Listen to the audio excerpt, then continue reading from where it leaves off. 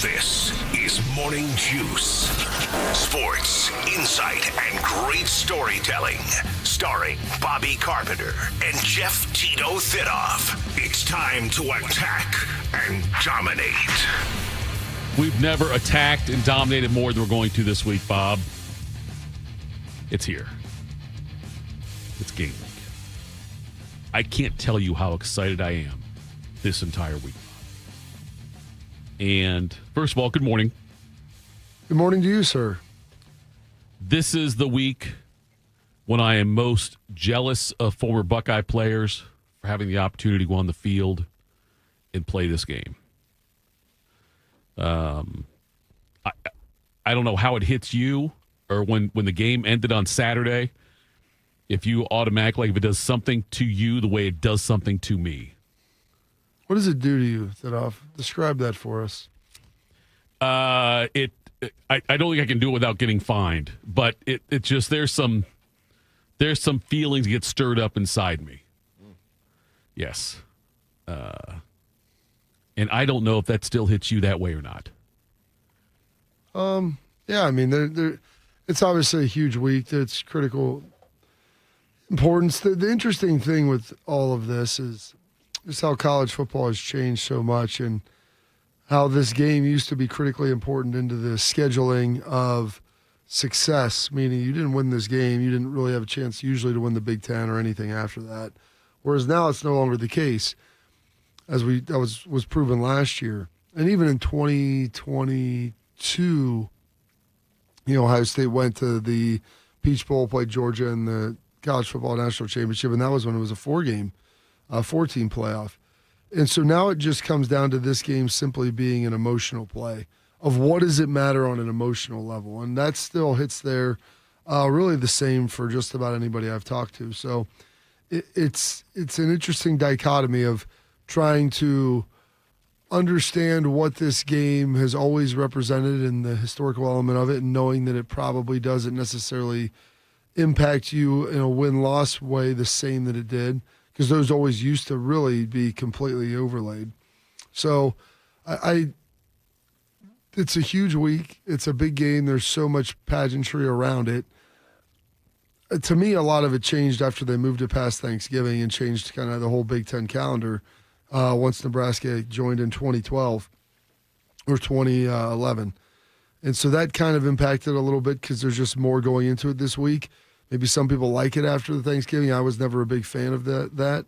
But it's definitely a huge week, and I know that everybody is very excited for it, and this is something that they've been looking forward to for a long time because, Parcells would call them hat and T-shirt games. Ryan Day called it a hardware game yesterday, and there's really a thin path for Ohio State to get to the Big Ten championship if they don't win this game. I know that's something that they've been looking forward. And also, I mean, you do get the gold pants for winning this. I mean, there is a trophy and a reward, if you will, that is associated with this game. And so that's a BFD.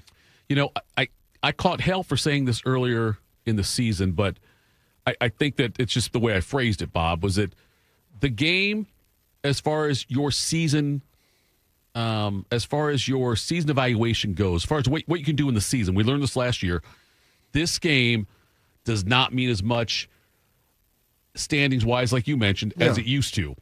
The emotion level, yes, emotional level still, that's all there. And the history of it, the way we were raised in Ohio, it still means one hell of a lot. And that has not wavered at all. But, it no longer will define what Ohio State does for the season. It's just interesting trying to come to terms with that and understand it. Yeah, and it's not a bad thing. It's just what it is. And so as we kind of move forward through this week, the thing is though looking at the way that it shook out and the way that who you would lose to and who you haven't played. If Ohio State doesn't win this game, it's a very thin possibility that they go to Indianapolis. And I know that's something that they've been working on. It's something that they want as well. And so not only getting a victory against Michigan, the second for Ryan Day, and the first for this class, the first one in the last 4 years, like that would be a huge, huge accomplishment. Also, they want to try to win a Big Ten championship, and that's part and parcel with it. It is, Bob. And, Yeah, I think if they would happen to lose, God, I hate even saying that out loud, but I think they would need both Oregon and Indiana to both lose. Is that what it is? Or Oregon? Yes. I think that's what it is. Indiana's got Purdue. Purdue beating Indiana is also part of one of the scenarios, but there's only two scenarios where you would get there, and one of them involves Indiana losing to Purdue, which is highly unlikely, and I forget the other one, how that looks, but neither one of them are very probable scenarios. I know, Bob, you were off on Friday. Bodie called in sick because Notre Dame's women's soccer team lost to Ohio State, which I thought was interesting. I thought it was a weird time to call in sick, but that's okay, Bodie. How are you today? You feeling better? You over that soccer game? I am fantastic. I had a great weekend, Tito. I bet you did, man. 70-7. Oh, my gosh. Cowboys it was 21-0 before the offense took the field. See, I'd look at it like beat this them way. boys so bad. I think Syracuse, I don't know who they play this week. They might just be done, though. They might just wrap it up. Yeah, we're good. Syracuse the Cowboys really are back. Syracuse shut down the Notre Dame offense early on. 0 yards gained for a while there. For a second, I thought, man, we're really hurting Jeremiah Love's Heisman campaign.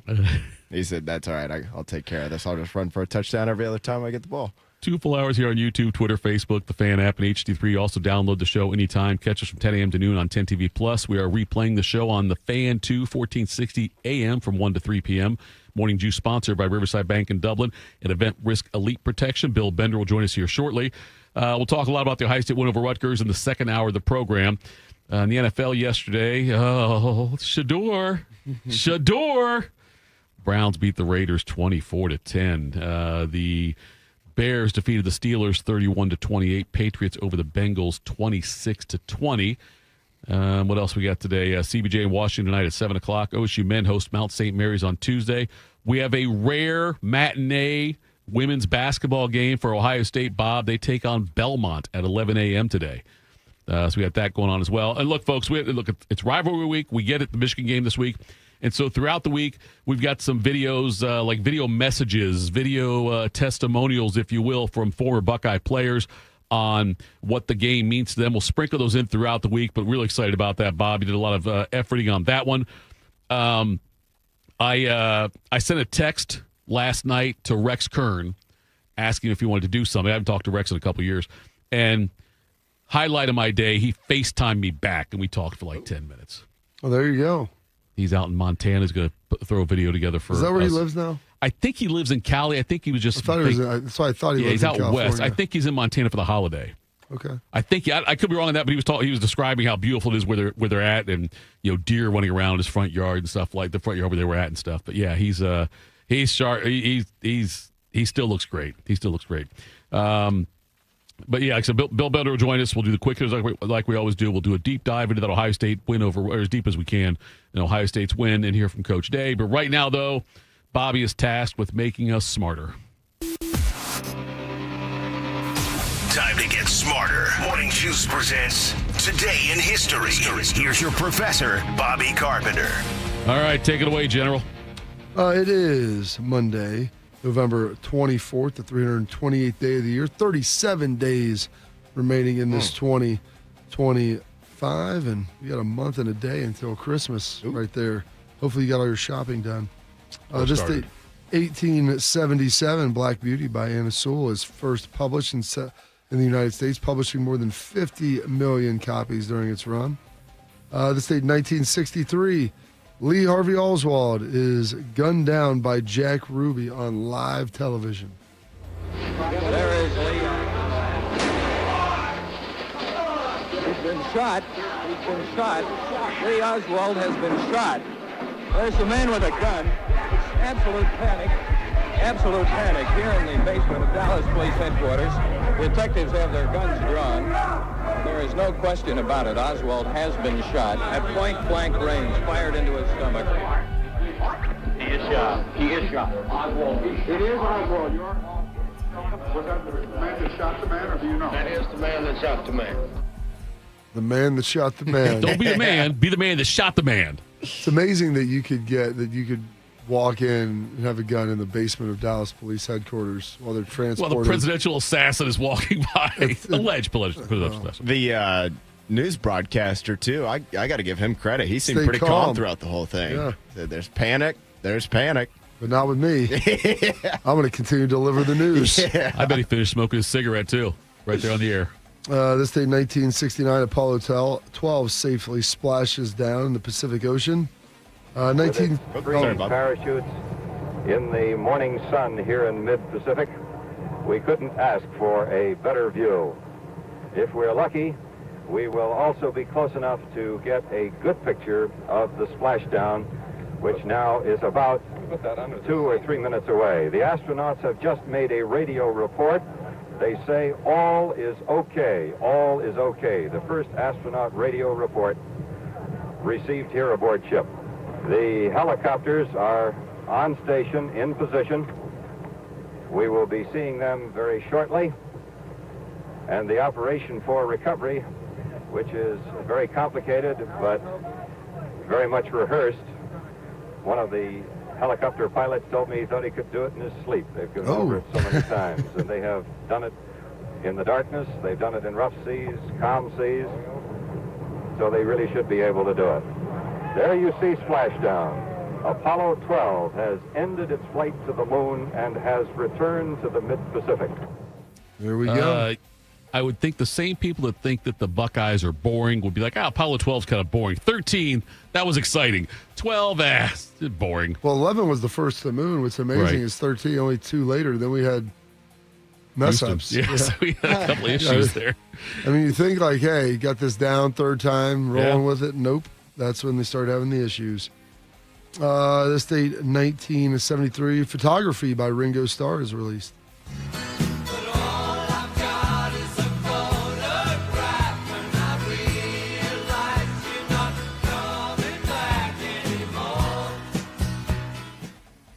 There we go. This date, 1979, No More Tears by Donna Summer and Barbara Streisand hits number 1.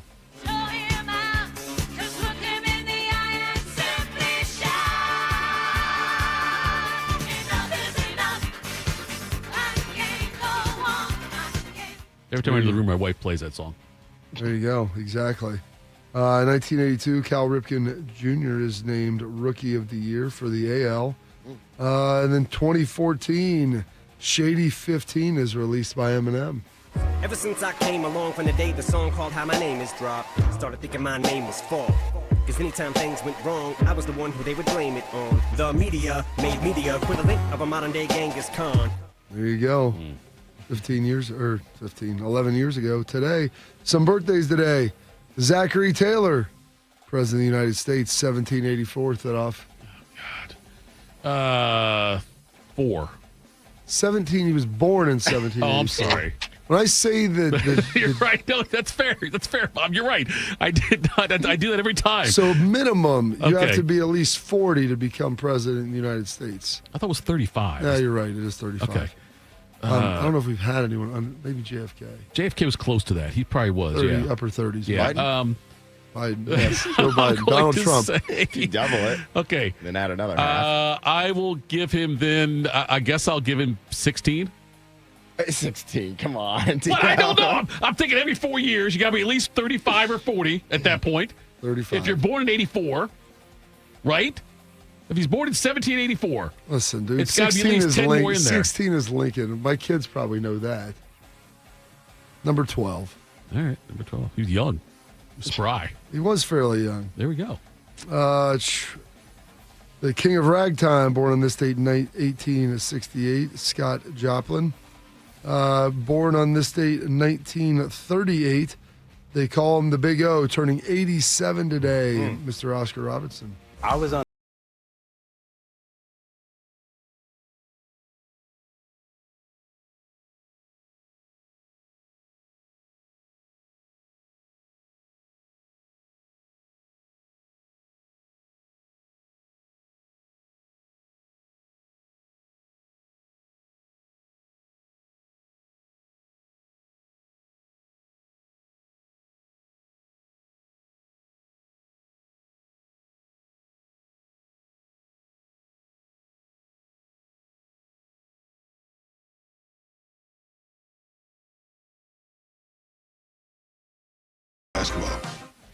There you go. One of the great ones. First average a triple-double, I believe. He is, for a for a season. Yep.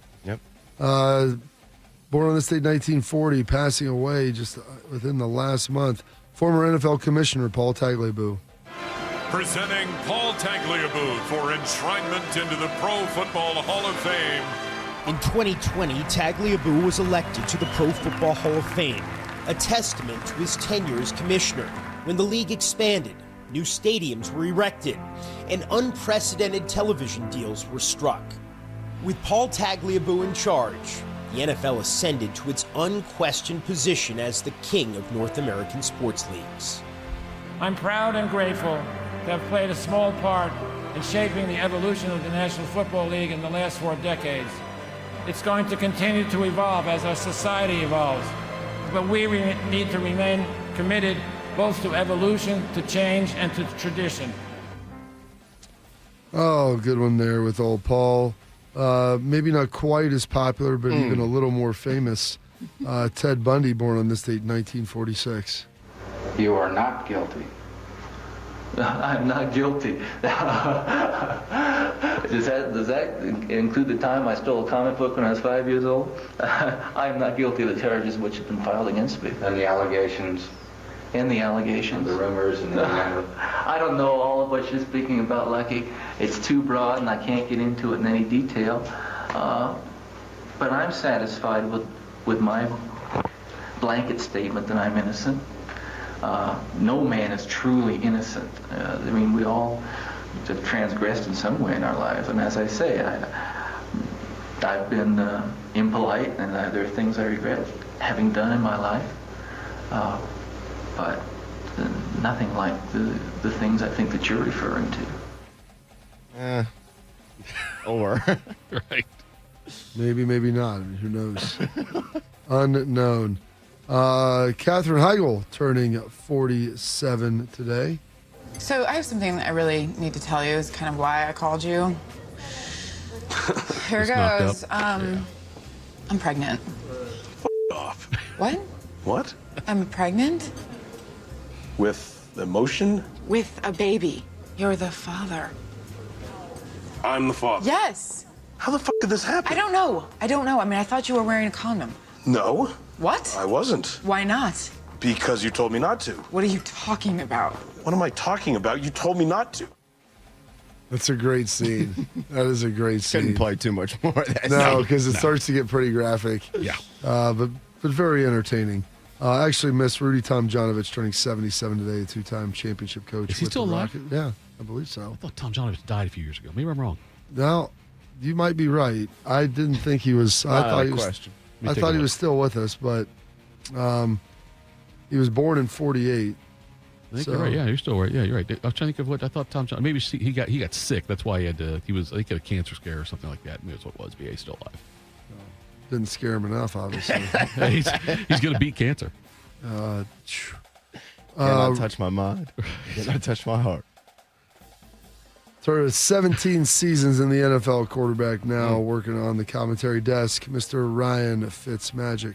You've been in the NFL for a very long time. I have a feeling you're going to get this right, but can you name all the teams in order of what you played for? Like the Sean McVay when he does here was the play from 4 years ago. Yeah, that one's, it's fairly easy. I was drafted by St. Louis. I got traded to Cincinnati. I signed with Buffalo. After 4 years there, I got cut for the first time in my career. Signed with Tennessee. Signed a 2-year deal. Got cut. They brought in Clipboard Jesus. Yep. Then I signed in Houston. Then I broke my leg. Was traded to the Jets. Re-signed with the Jets. That one took a while. Then I went to Tampa, Miami, and now we find ourselves here in Washington. Okay, you aced that. You know your own life. You know your own life. Happy 43rd birthday, Fitzy. Did a great job at Nick's funeral. Turning at 39 today, the 5-time Pro Bowler, Jimmy Graham. And some passings today. Florence Henderson passing away on this date, 2016. You know what she's from, Thitoff? I know. She made out with Greg Brady when he was probably still a minor. There you go. I don't know. That's reckless speculation. I think she did kiss him. Sorry, go ahead. I would describe Carol Brady as the kind of mother that everyone wishes they had. That was the way I portrayed her anyway. There were certain things that I brought to the role. I think my experience as a young parent, the fact that I understood kids, I felt close to them. I was really the only one on the set that was married, that had children. And I think in a way that I became sort of the stability of the show. And I think Sherwood saw that I could be very funny, but I could also bring the empathy or what is necessary for a show like that to make it. That the audience really cares about these people. And I think that's what I was able to bring and still stay within the framework of his idea, what it was he envisioned for the show. It's amazing. I feel like Brady Bunch was on for like 15 years, but how many seasons was it on, do you think? I would say probably 6, 7. 5. 5, yeah. Yeah, not many. Well, because the kids, they're growing up. Yeah. And I remember none of them being, that old and not having to really do anything with it. Barry Williams, Greg Brady, had a crush on her, and they went out on a single date. She didn't consider it a date. He did. She was married. She was 20 years older than him also. Really? Yes. The encounter ended with her kissing him on the cheek. That's according to AI. There you go. But he had a crush on Florence Henderson. And then passing away on this date, 1991, the frontman for Queen, Mr. Freddie Mercury. Another one bites the dust, and another one gone, and another one gone. Another one bites the dust, hey, hey, I'm gonna get you too. Another one bites the dust. There we go.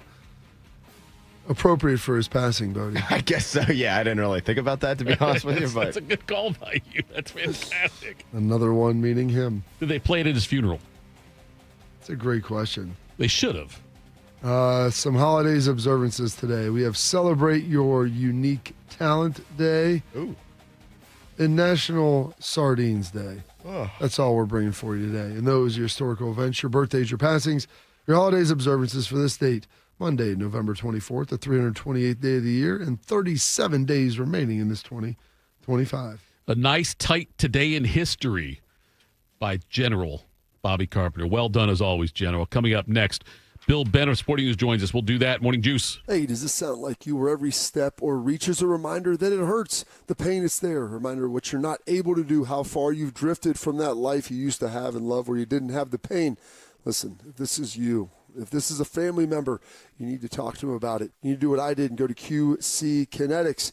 They've got the answers for you, the relief without the scalpel, without the surgery. At QC Kinetics, they tap into your body's own regenerative power. The damaged tissue, it can be healed by itself. It's not science fiction. It's your body's comeback story. The very cells in your body can help you get healed with no surgery, no pills, no long recovery, just remembering how to move and feel alive again so you can golf, hike, do all the stuff you love to do. So go check them out at qckinetics.com/Columbus or 380-208-4544. They have offices all over Columbus, so be sure to check them out at 380-208-4544. I always tell people I was the luckiest guy in the world. I wanted to be an Army man or a fireman, and I got to do both. As a firefighter, my job was about saving lives. I never thought one day I would be fighting for mine. After spending his career answering the call to save others, Ken was diagnosed with ALS. Now he's facing his biggest battle, for more time. For 70 years, Muscular Dystrophy Association has been answering the call to help people live longer and more independent lives. MDA means to me hope. MDA is leading the way for people living with ALS, muscular dystrophy, and other neuromuscular diseases by accelerating research, advancing care, and advocating to empower families like Ken's. I wouldn't be living as good of a life with ALS if it wasn't for MDA. MDA is helping people live stronger and love longer. Learn more at mda.org today. What does it mean to give 100%? It means giving everything you've got, every single day.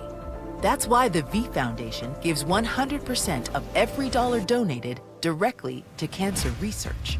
So no matter what you give, We give 100% for life-saving research victories, 100% to making new discoveries that lead to innovative treatments, 100% to groundbreaking cancer research that could one day save someone you love. We know cancer research is working. Over the last 30 years, an estimated 4.5 million lives have been saved thanks to game-changing research breakthroughs. But there is more work to do. That's why the V Foundation gives 100% of every dollar donated directly to cancer research. We will always give 100% to accelerate victory over cancer. Don't give up. Don't ever give up. Donate today at v.org. One man is a national champion, NFL veteran, and local business leader. The other man is Tito. This is Morning Juice. Sponsored by Riverside Bank of Dublin. Here's Bobby and Tito. Morning Juice, Tito, Bobby, Bodie. I don't know. I need a final ruling. Like, this is going to be the ruling we are going to go with this week. Bill Bender joins us, Sporting News. And Bill, look, I can't give you a softball to start things out, but I'm curious, is this Thanksgiving week or is it the game week? Pick one or the other. If someone says, hey, what's this week? Are you going to say it's the game or it's Thanksgiving? It's rivalry week, and I always say that list starts at number 2. Because Ohio State, Michigan, it takes precedence over everything else. No, I love Thanksgiving, as you guys know. Huge Packers fan. I hate when Green Bay plays on Thanksgiving, by the way, and they're playing Detroit, and that's like a huge game. So that will not be enjoyable. But no, it's both. But I mean, once, like when I woke up this morning, it's like you start to think about all the content you're going to do, and it starts with Ohio State, Michigan. There's no doubt. Yeah, pretty exciting stuff there. You know, with this week being what it is to so many teams. Bill, looking back on this week, obviously not a ton of huge matchup games. Some more coaches getting fired. You start looking out at Cal and some other places.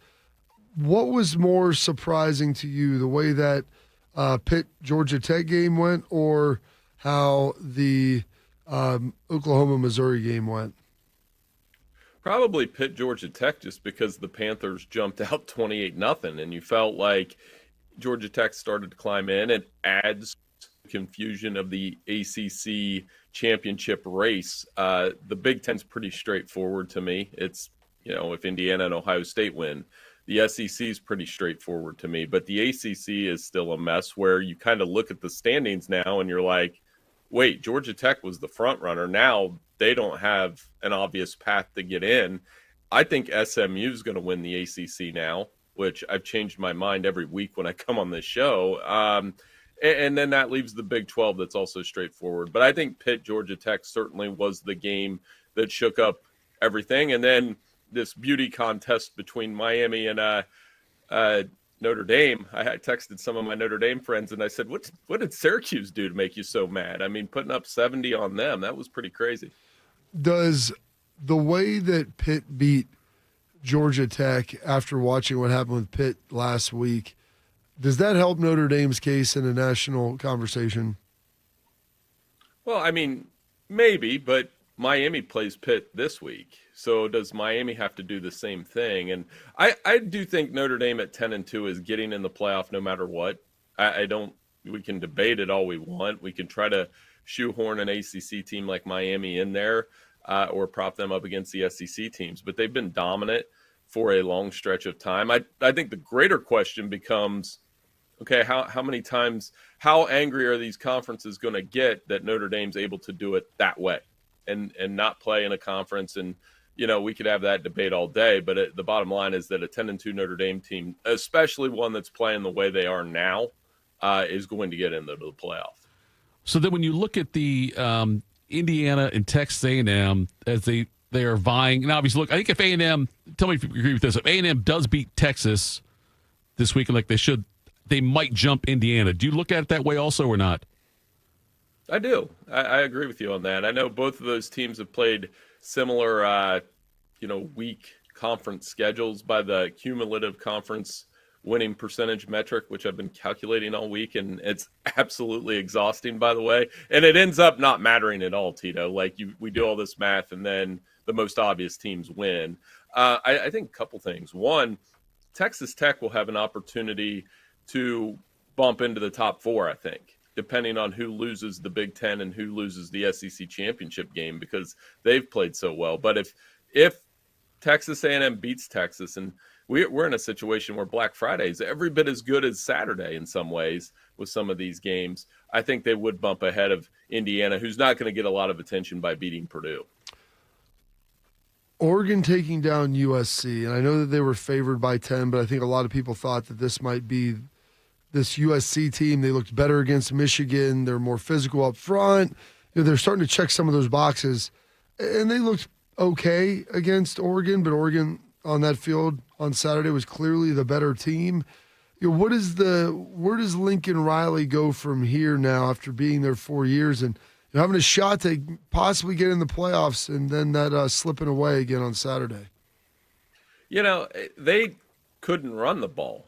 Oregon ran the ball. USC didn't. For all the flash in that game, and there's some really cool plays. You had a receiver pass from Mekhi Lemon. You had a punt return, and that was a really fun game start to finish. It was just that Oregon could run the ball and USC couldn't get it going. And I think the Trojans won't take the next step until they can do that. Until we watch USC, it's so ironic, this program that has all those Heisman Trophy winning running backs can't push somebody around on either side of the line of scrimmage, and Oregon can. And Bobby, I think the Ducks are a little underrated in this whole thing. I know they bumped up to number 5, but that's a quality football team that's kind of been just lurking since the Indiana loss, but they're solid on both sides of the ball, and they'll be a dangerous team in the playoffs. It seems to me, Bill, that it's a heck of a lot more difficult now to determine who's good and who's not good. Like before, you could count on certain things happening.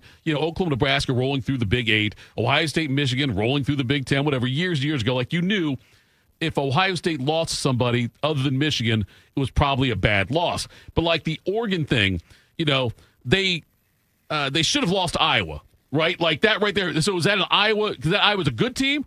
Oregon had a bad game. Like when you try to evaluate the wins and losses, the fact you don't play round robin anymore in these conferences, it's really hard to determine.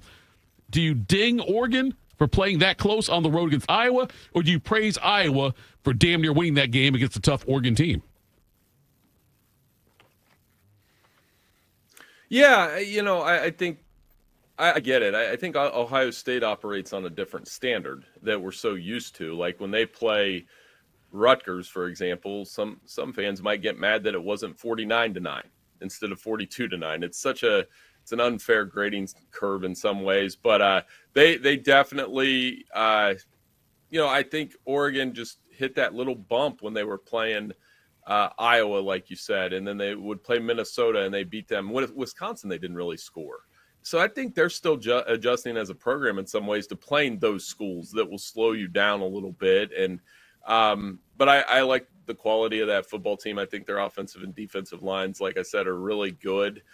When they're running the football, they're very dangerous, and Dante Moore continues to progress. But I almost grade them a little bit differently than you do in Ohio State, where you just don't expect. Right now, we're almost being unfair. They haven't even given up 100 points in 11 games. It's been ridiculous.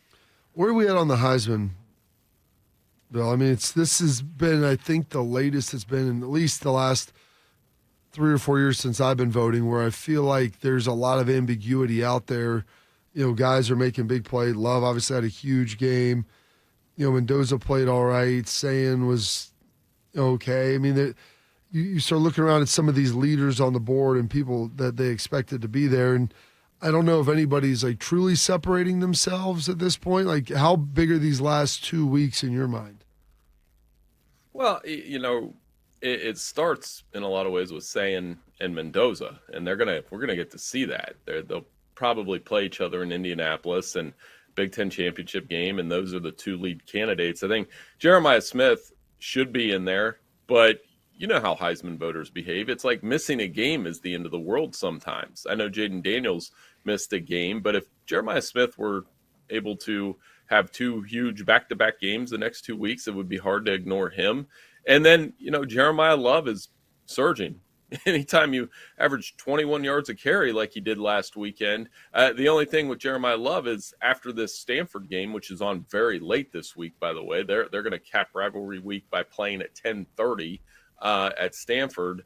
I don't know how many people are going to stay up and watch that. So I still think it's a Mendoza-Sayin kind of duel there. And, both of those guys have done a lot to win that award. Their numbers are really close. They've both been fantastic all season. Bill Bennett of Sporting News joins us now. And I know we're supposed to have an announcement at some point after the Egg Bowl. We'll hear what Lane Kiffin's grand plan is, if he's going to stay there. I think he's gone. Do you think that Ole Miss might hope he's gone now as well after all this drama? I would. I mean, because, and here's the other thing, Tito. I had this argument last week. I said if he does leave, he's not going to coach in the playoff. I don't think he would. I just, based on SEC fan behavior, I think there's no chance that you would have a lame duck coach as your coach during signing day while he's actively coaching another program in the conference. So, it's been quite the circus. And literally, I feel sorry for whoever's calling that game on Friday, because the game doesn't matter. It's the camera is going to be on Lane for 4 hours from noon to 4 on Friday, and then we'll have the announcement. And if I had to guess with no insider knowledge, I'll take LSU. I think I think they've made him an offer that he's mulling over that's going to be really tough to refuse, given that program's track record, where 3 of its last 4 coaches have won national titles. If that's the case, where does Florida go? That's a tough one. I thought when the report last week that they were interviewing John Summerall, I thought that made sense, because Florida, they're going to be in a spot here if they can't get Lane, because that fan base expected him. So no matter who they land, it's going to be like the last couple coaches they've hired. Jim McElwain. I like Dan Mullen there a lot. Billy Napier. It doesn't really excite the fan base, though. They need to get somebody to – I know you don't hire a coach based on he's going to excite the fan base, but the fan base certainly needs to get behind that coach. And, I think John Summerall could still be an option, even though it looks like he might get Tulane to the college football playoff. And then, quite frankly, I don't know where you go from there. A lot of these really good candidates signed extensions, and that's part of. We got him there still. Okay, sorry. We'll get you out on this one, Bill. Is it easier to make the college football playoff at USC or Florida? Wow. I would think Florida would be the answer because of the recruiting and the, being able to do all that. But, for the Big Ten, you should be, if you're USC, you should be one of the top 4 programs in the Big Ten. If we were picking, historical top programs in the Big Ten, I mean, the list right now, it'd be Ohio State, Michigan, USC, and probably Oregon if we're going BCS era on. So you should be in that top 4, and it should be easier at USC because California, they play pretty good high school ball there too. So I would say USC, but, Florida, you have a better chance to build an awesome roster and get after it in the SEC, where Vanderbilt and Oklahoma and even Mizzou on some level are competing for playoff spots. Thanks so much for time, buddy. We appreciate it. Have a great have a great rivalry week. Have a great rivalry week. Let's do that, Bill. And good luck to your Packers on Thanksgiving. All right. I'll see you guys later. Have a happy Thanksgiving week. I'll talk to you soon. Appreciate it. You bet. That was Bill Bennett of Sporting News. Coming up next, a offensive coordinator lost his job yesterday. We'll talk about that in the Quick Hitters next. Morning Juice. James Laurinaitis here for my guys at Green & Sons, the premier Kubota dealership in Central Ohio. Green & Sons has all the Kubotas you need to tackle your land and come out a winner. They have zero-turn skid steers, tractors from 18 to 171 horsepower, and also utility vehicles. My favorite is my RTV Sidekick. The best thing about Green & Sons is they've been family-owned and operated since 1970, and you will love dealing with the Green family and their winning team. Do what I did and check out Green & Sons located in Mount Sterling and Marysville, or online at greenandsons.com for all your Kubota needs. My son Ian was diagnosed with a brain tumor at the age of 16 months. the outlook was pretty rough. I mean, it was, we had no hope until St. Jude rescued us. I mean, they saved him. To this date, we are 12 years into this journey, and from day one, we've never once seen a bill. It gave us the peace of mind to know that we're there with our son, and we're gonna beat cancer together. Now, he is doing really, really well. He's alive because of what St. Jude has done. He's here because of the doctors who came before, their blood, their sweat, their tears, the knowledge accumulated and shared, with everyone else around the world. This is how we get rid of this, how we help kids beat cancer all over.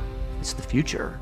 Together, we will make cures possible for every child everywhere. Learn more at stjude.org. I'm Shanola Hampton. Every day, millions of people face hunger. Today, I will share with you some of their experiences. I'm stuck between paying for medications or paying for food. John from Maine. After paying my bills, I can buy groceries. It's sad to say, food comes last. Alice from Oregon. I thought pantries were for less fortunate people, but anybody could be less fortunate in a day or even a second. Claire from Virginia.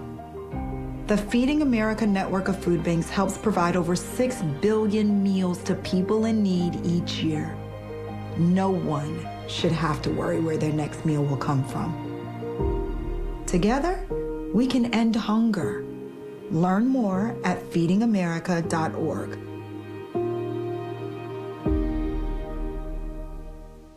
As we wonder why our kids are struggling, someone is getting bullied. As we discuss how to improve their mental health, someone is being harassed on social media. As we wonder why they're skipping school, someone is crying themselves to sleep. Knowing the signs is the best way to prevent bullying. Please just leave me alone. Learn the signs at sandyhookpromise.org. Bobby played for the Dallas Cowboys. Tito wears assless chaps. I'm dead sexy. You're locked into Morning Juice. That time, folks. This is the week. It's the week. But right now, though, let's do some quick hitters. Morning Juice presents Quick Hitters. Sponsored by Dr. Mark Levy. If you're snoring and not sleeping, call Dr. Mark Levy today at 1-800-MORE-SLEEP. He's Bodie Wells. Good morning, Bodie. All right, fellas. Happy Monday. We'll start here. The Las Vegas Raiders. They just lost to the Browns. Great for the draft position. Yes. Not good for the team trying to win games, though. And just 11 games into their season there, into just his first season there in Sin City with Pete Carroll and the gang. Chip Kelly, the offensive coordinator for the Raiders, he has been fired just 11 games into it there. The Raiders are 2-9 this season following that 24-10 loss to the Browns yesterday afternoon. Pete Carroll said in a statement, quote, I spoke with Chip Kelly earlier this evening and informed him of his release as offensive coordinator of the Raiders. I would like to thank Chip for his service and wish him all the best in the future. Pete didn't name a new OC there for the Raiders. Real quick here in this ESPN article, per the worldwide leader, Las Vegas is tied for last in the NFL in points per game, 30th in total yards per game, 31st in rushing yards per game, 30th in offensive EPA per game, and 28th in red zone efficiency, Tito. The Raiders have scored 10 or fewer than 10 points in 4 games. That is the most in the NFL. It has not gone well for him leaving Columbus. He ain't got a lot of money, but other than that, though, hasn't gone very well for Chip Kelly in his return to the league. I don't understand the timing of it. Like, the season's lost. They're not going to be, obviously, they're not competing for a playoff berth. Hell, they're not even good enough to be in the playoffs in the CFP. But playoffs. I'm saying that it's just surprising to me that they would not give him more time based on the, because you got a sense of urgency with how old Pete Carroll is. But I'm saying, like, Chip's old too. Yeah, Chip's not young. He's no spring chicken. That's true. He's 60s.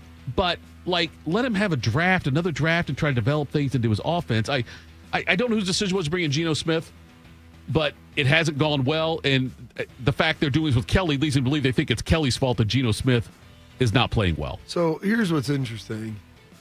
is in the NFL, they always say you don't get fired for wins and losses, you get fired for expectations. And did anybody expect the Raiders to be good this year? No. I mean, I didn't. Maybe they're worse than what we thought. I mean, 500 was probably best case scenario. Yes. Which is hard to do in a 17-game schedule. Dallas might. 8-1. Dallas could do it. You're right. The Cowboys, how about the Yes, they could. But I don't think anybody looked at them and said, hey, this is a fringe playoff team. You looked and said, wow, they're in a division with Kansas City, Denver, and the Chargers. Yep. All of which have good young quarterbacks. Mahomes probably isn't young anymore, but he's won a lot of Super Bowls and MVPs. You got Herbert in the other one, and you've got Bo Nix and Sean Payton. Like, they're in the toughest division in football. Yeah. And you're expecting them to go out there. I think they've looked kind of how we thought they would. I mean, there were some times where they are who we thought they are who we thought they were. Like, you had Geno Smith as your quarterback. Like, of those four guys I've mentioned, like, who is the dude that doesn't belong? And it's Geno Smith. And listen, he's functional if you have a good team around him like they had in Seattle. But there's a reason why Pete Carroll got that job. It's because they weren't a good team around him. They've got to continue to build it. Chip Kelly didn't forget how to coach. Right. So I don't know what the heck they're doing. They gave him a ton of money, too, didn't they? So obviously, $6 million a year. 8 months ago, 9 months ago, or whatever, you had that much belief in a guy to just turn around and 11 games into it, and like, look, with Pete Carroll's age, obviously, like you guys said there, they're going to want to win next year, too. It's not like it's like, you know what, we made a bad decision with Chip, and so let's just reset this thing. Try to build up over the next 3 to 4 years. Like, they're going to have to almost kind of go after another win now. I know every NFL team's kind of in win now mode to an extent, but I don't know. Signed a 6-year or 3-year deal for $6 million a year. So and that's pretty high for an offensive. That's the highest ever. Highest ever. Okay, yeah. For a coordinator at the NFL level. I wonder if things would have been different if they would have drafted, if they would have taken who the Giants took in the draft. If they get Jackson Dart and Cam Scatterbo, is it a different storyline for them? A better storyline for them? And do they have more patience with Chip Kelly? Maybe. I mean, yeah, because Jackson Dart has looked good thus far, but still, he's out right now he's in concussion. Maybe if they would have traded for Jameis Winston. Ooh, he was catching touchdowns. Yeah, that's how good he is. Yeah, looking good, breaking tackles, just all-star. Maybe that's interesting thought that are they better? Possibly. Yeah. But the thing is, they'd already signed Geno Smith, and I think they were looking at it this year as kind of a gap year and try to get a quarterback next year. And then you do that and you fire your guy. That's the part that's bizarre to me, Bob. You weren't expecting to be good. Maybe they thought, okay, we could win 6 or 7 games, and that's probably a long shot now. Yeah, I would think it would be a long shot at this point. You're right. Like Bodie said, they improved the draft stock, so it's still a win, even though it was a loss. Yeah, and all those great quarterbacks in next spring's NFL draft are just going to be heading to Las Vegas. A guy who will be coaching next year, guys, in the college ranks, that is Mike Norvell. He did a really nice job rebuilding Florida State, a program that was in need of it, too, when he first got there, considering the end of the Jimbo Fisher and then Willie Taggart eras. After going 3-6 and 5-7 in his first 2 seasons, Norvell went 10-3, finishing 11th in the AP poll a few years ago, and then went 13-1, finishing 6th in the AP poll just a couple years ago. But in the 2 seasons since, it's frankly been nothing short of a disaster. The Noles went 2-10 last season. They were a preseason AP top 10 ranked team there. And then they are now 5-6 this season. They need a win at Florida this weekend in the rivalry game between the two schools just to make a bowl game. Is there a less exciting rivalry matchup than Florida State? One coach has been fired, another one that they want fired. Yeah. They're also winless on the road in the last 2 seasons, so they're going to have to do something they haven't done in basically, 3 calendar years wise to make a bowl game happen there for the Noles. But despite all of that, Mike Norvell will return for his 7th season there in Tallahassee, as he and the school has pledged to make a needed structural changes within the program to enhance performance. That's FSU's wording there, not mine. But their president, Richard McCullough, he said in a statement, this decision reflects a unified commitment to competing in the rapidly evolving landscape of college football while maintaining continuity within the program. Bobby, do you think the LSU, Florida, and Penn State jobs already being open? I think most people would probably argue those three are maybe ahead of Florida State, give or take. They're definitely within the same realm if they're not better. Do you think those jobs all being open plays into this decision by the Seminoles there? That and how much it would probably cost to fire him, and how much the turnover cost is crazy high in college football. Yeah. And now you're going to be spending all that money, and you might not even be getting someone you really like. Yeah. So why don't we just roll with it again? And honestly, you look at what's happened with Wisconsin and Fickle. This is the first time they said in CFP history they've beaten top two teams ranked in the CFP, I think, in a single season. Oh, really? Yeah, there was a crazy stat about that with Wisconsin just getting a victory. Who did they just beat? Illinois. And then and the Fighting Burt Bielemas. Yeah, they beat Washington before that. But it's about resources now. If you think your guy can coach, I'm not going to say that I think Mike Norvell is the best coach, but I think he's closer to 13-3 than he is 2-10, or 13-1 than 2-10. This year, they've lost some games they should have won. If you beat Alabama and go 8-4, I think things are all right. Oh, right? Yeah. But the problem is that now, Bama. But now they're fighting for 6-6. They should have won last week, even 7-5. But that Bama win feels good, and so it's a rough situation for them. It was I got to believe it was a hell of a lot easier to buy out coaches before NIL. You know, like before when you didn't have to worry about. Yeah. I mean, well, granted, the SEC you always got to pay players, but I'm saying the other conferences like the ACC and the Big Ten. But the fact now that, like you said, Bobby, if they were to get rid of Norvell right now after the season, you've got the buyout stuff you got to pay. You're gonna have guys who have committed that are going to leave, and then you got to pay your new coach and his buyout, staff because he's not going to take less money than the old coach. No, you got to pay the entire staff. Then a new staff probably in all likelihood, and then still ask boosters and stuff get more money to pay players to try to get better. So, although the buyouts to me are way out of control, but the numbers at least, but it certainly buys coaches stability because 15 years ago, Norvell is gone. Oh, yeah. Fickle is gone. And by the way, Fickle's turned it a couple of nice wins here now. All of a sudden, Fickle might remember how to coach, right? Yeah, now he can coach all of a sudden again. I saw an interesting stat before we get out of here on this segment there, Bodie, but the Shedeur Sanders became the first quarterback to win his first start for the Browns. Cleveland history, the new. 95 was the last time. Oh, my gosh. Do you know who the quarterback was? In 95? First start? 95, the last Browns quarterback to win in his first start. That's the Belichick time. Belichick was the coach. It was after Testaverde was hurt. Oh, this is going to be, I feel like this is going to be someone that everybody knows. They beat the Bengals in overtime 29-26. Since back to 1999, Browns quarterbacks went 0-17 in their first career starts. This is the last guy to do it in 1995. I think he was a first-round Maybe pick. the Raiders heard that, and they're like, we got to fire somebody. Somebody's paying. What college did he go to? He went to, I believe, Georgia. Matthew Stafford. Not Matthew Stafford. But that's a great guess, even though he never played for the Browns. Other than that, I honestly don't even have a guess. I don't even know. He was a third-round pick, 84 overall. Is he a rookie that year? Yes, and he only played 1 year with the Browns. So he wins his first start, and then the next year... Because then he played for the Baltimore, Ravens. Yeah. That's the reason why he played 1 year for the Browns, because the whole team and then went moved. to Tampa Bay. Don't make excuses for him, Bob. And then Atlanta. And then he played for the Georgia Force in the AFL. I don't know. Eric Zier. I don't even know. Zero chance of getting that one. Really? All right, Eric Zier. That's the one, though. Yeah. I'm sorry. You got one more for us there, Bo. I'm sorry. Real quick on Mike Norvell. This is per Fox Sports, at least. They're probably right.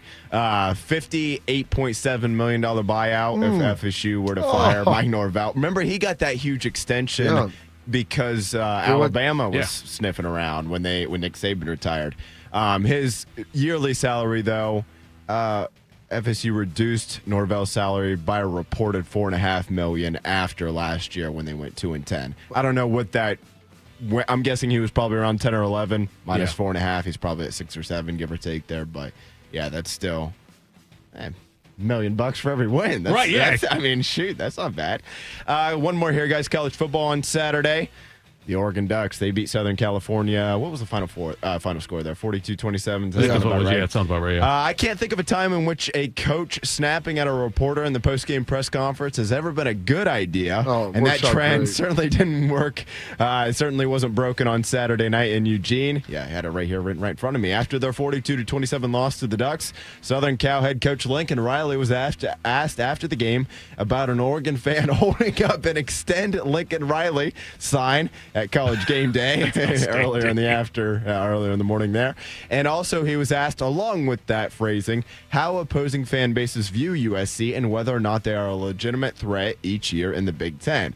Riley's response was as followed, quote, "That might be the dumbest question I've been asked as long as I've been a head coach. And I've been asked a lot of questions. You ought to be a little embarrassed to ask that question. This is a professional thing. You ought to try it." Tito, maybe the guy didn't phrase the question. Asking a head coach about a sign that somebody was holding up at game day, maybe not the best thing to add to the question. You can just ask him, like, do you guys feel like you're a legit threat in the conference each year? You've struggled since joining.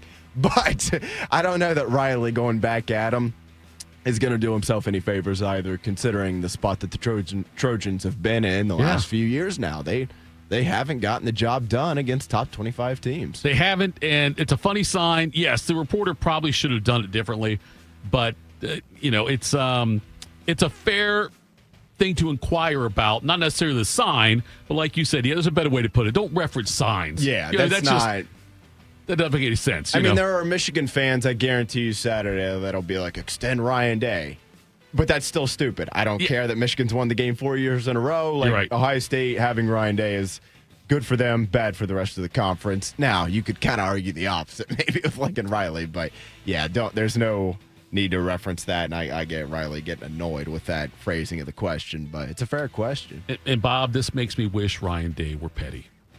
What I'd like Ryan Day to do is film a video, the Who's Got It Better Than We Do, Nobody, and just go right back at Michigan. I think they should do that. Just go right back at them and do it. After they win. What is wrong with you? Bob, I'm telling you, it would get a zillion hits on YouTube. It'd be wonderful. That's what I'm hoping. This is my coach. Once YouTube hits. With the Ric Flair Turn him row. into Jake Paul. With the Ric Flair row, Bobby, out there saying that. And just do it. I like to picture my Jesus wearing a tuxedo T-shirt, the front row of Leonard Skinner, hammered drunk. He was a man. He had a beard. And that, I like Bobby, the baby version best. Is probably the one reason why they don't Belichick. involve me in the head coaching search. Exactly. I've got my thoughts on it. Okay. Exactly. Do you need a bank that truly values local business in this town and the opportunity to work alongside them as partners? Whether you're a small business or a large operation, Riverside Bank of Dublin has the right tools for the job. Riverside Bank of Dublin has the experience of working right here in Central Ohio. They understand the business climate in our area and will help you reach your goals. Whether you need an SBA loan to get your business off the ground, a line of credit to keep your business running smoothly, or equipment financing to get your business up to scale, Riverside Bank of Dublin will tailor a solution that fits your needs. Visit them at riverside.bank or stop in to get to know them in person at 6300 France Road, Riverside Bank of Dublin, member FDIC, equal housing lender. Coming next, we will hear from said football coach Ryan Day, because who's got it better than we do? Nobody. We'll do that next. Morning Juice. My name is DeMar Hamlin. I play for the Buffalo Bills, and I play safety. CPR saved my life. I've teamed up with the American Heart Association as a national ambassador to help create a nation of lifesavers, turning bystanders into lifesavers. Through CPR education and access to AEDs, nearly 3 out of 4 cardiac arrests that don't happen in hospitals happen in homes. Join me to ensure everyone has the chance to live longer, healthier lives. Visit heart.org/nation.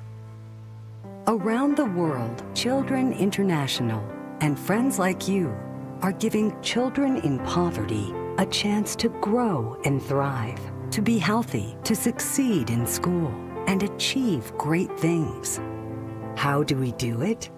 In the best way possible, by helping ensure access to healthcare, nutrition, and educational opportunities. And most importantly, by empowering youths and their families to get out of poverty and into employment through life skills, computer, and job training. The very tools they need to break the cycle of poverty and build futures full of promise. Because every child deserves a chance to realize their full and best potential. Learn more about how Children International is empowering children and families by going to children.org today. That's children.org. While serving in Vietnam, a grenade took my ability to see. Today, I'm a sculptor. Now, my fingers are my eyes. I'm Michael Naranjo. As a veteran, I know the challenges of life can be great. In my art, turning a lump of clay into something beautiful, that is worth doing. Life is like that. We each must use what we can to make things better. DAV helps veterans like Michael get the benefits they've earned. They help more than 1 million veterans every year in life-changing ways. Now, I show others how they can create something with their own hands. I know it can do a lot of good. With support from DAV, more veterans can shape their lives into a thing of beauty. My victory is bringing beauty into the world. Michael Naranjo, may your victories inspire many more. Support more victories for veterans. Go to DAV.org. Yo, I'm your old basketball. Haven't seen you out on the courts in a while. Why not pass me over to Goodwill? Donating me helps Goodwill's mission to provide career training and support services right here in the community. And that's a slam dunk. Donate today. Hey, I got next. To find your nearest Goodwill locations and to learn more about our mission, please visit goodwill.org. Goodwill, where your things start new lives. Proud to be your go-to sports addiction. WBNS, WBNS FM, HD3 Columbus. The Fan 3, Ohio sports destination. Attack and dominate. You're locked into Morning Juice. Sponsored by Riverside Bank of Dublin. Here's Bobby and Tito. All right, second hour of the program, and we will talk a lot this week about the game coming up on Saturday. We're going to recap some of the Rutgers stuff here from Ryan Day here shortly. We're doing something this week, though. Bobby has reached out to people. I know people are going to be surprised to hear this, but his Rolodex of former Ohio State players and coaches slightly larger than mine. I've reached out to some people as well. We've got some videos we're going to play from former players, former coaches about, like, we asked them, tell us what the game means to you, or maybe a memory of the game. Now, I've not heard this one yet. Neither have I. You haven't heard this yet? No, I just forwarded them along. That's Video right. comes through. I mean, who knows what's on the other side of that? Let's hear from Ben Hartsock. I bleeping hate Michigan. Right. I can't wait to say it. Or maybe go the other way and say, you know what? I hope we lose. Or something like that, you know. Fired up the team last year. By the way, speaking of this, yes, I was at church yesterday, and my pastor was telling this story about trying to talk to some people and evangelize, spread the word. And he stuck this guy in a wheelchair, and how the dude was a jerk and like ran the wheelchair into his legs and like tried to get him out of the way. He's like, you didn't do and that's what he goes. He goes, man. He goes, I thought about flipping that dude's chair over. It wouldn't be a very Christian thing. I'm like, you and Charlie Murphy. The society. I make my own By the rules. way, I watched also. I would recommend this to everybody. The Being Eddie Murphy. Pretty good, right? On Netflix. Yeah. It's really good. And what's great is, Charlie's obviously been gone now for about 7 or 8 years. I think he died in 2017. And they have some clips from the Chappelle show in there. And like from stuff that was even uncut that I don't remember seeing. Right. Just because and Chappelle's in it, and he's like, we just sit down, and Charlie started telling these stories. Like, we need to figure out like a way to just build this in. So it's like, basically, you just tell us stories, and if they're good enough, we'll just build a sketch around the camera. So that's 100% what they did. And then there's point Eddie's like, I miss my brother. I'm like, so do I. You're not the only one. Right, yeah. Quit being so selfish. All right, let's go with the first message here. Here is Ben Hartsock talking about what Michigan means to him, the game. What does this Ohio State-Michigan game mean? It's the foundation, the cornerstone of playing for Ohio State. It's how you're measured. It's how you're remembered. One thing you may not realize, Ohio State's always good. Like there's no down seasons. We don't do what Penn State is doing this year. We don't have down eras like USC is still trying to climb out of. Ohio State's always good. But what ebbs and flows has been this rivalry, and it's how you're remembered. And I was a part of a team that was struggling. my coach, the coach that recruited me, John Cooper, got fired because of the Ohio State-Michigan game. That's why he was let go. He put dudes in the NFL. He won Rose Bowls, but he had 10 losses against Michigan, and that was unacceptable. So my crowning achievement, the thing that makes me most proud as a football player, it's not getting drafted, it's not NFL success, playoff appearances, it's none of that. It is being a part of the team that put the line in the sand saying no more. I only won 2 games against Michigan, but they were the 2 games that started the 2-decade run of dominance that Ohio State went on. It's the thing that I am most proud of, and that's where you guys sit right now. You get the opportunity to write your chapter in Ohio State history, and it is incredible chapters. The opportunity to be legends forever rests at your feet if you draw that line in the sand and say no more. I believe that for you, and that when it happens, they're going to rush the field. And don't rush, boys. Don't try to get off the field. Soak it in. Smell the beer on their breath. Let them pound on your shoulder pads. Be a part of the mass of humanity as they rush on that field. I got to do it once in my entire football life, and it's one of the coolest things that you can experience. I cannot wait for it to happen to you. Praying for you, boys. Glad to be a part of it. There we go. I think it's best if we don't listen to him ahead of time. Kind of like being I surprised. don't want to listen. I was curious what he was going to say. Yeah. Because I said the same thing. I sent the text out to a number of my former teammates. I don't know where I sent them in like small group texts, like probably 3 or 4 guys. I didn't want to send it to like everybody, and I didn't want to send them all individually. Hey, fellas, could you send me a 1 to 2 minute video about what the OSU Michigan game means and or your favorite memory? And so I got a couple guys. That was actually one of the freaking Nugent. What Nugent do? Right now, Nuge, give me your video. Wait, make sure you say video about Ohio State, Michigan. If you send you a different video, Bob, we play that, we might have some issues. That's good. That'd be a fun video. So anyway, I'm looking forward to that this week. We'll do it throughout the week, sprinkle those in as we get them. And we got some more people lined up. Like Bobby mentioned some of those.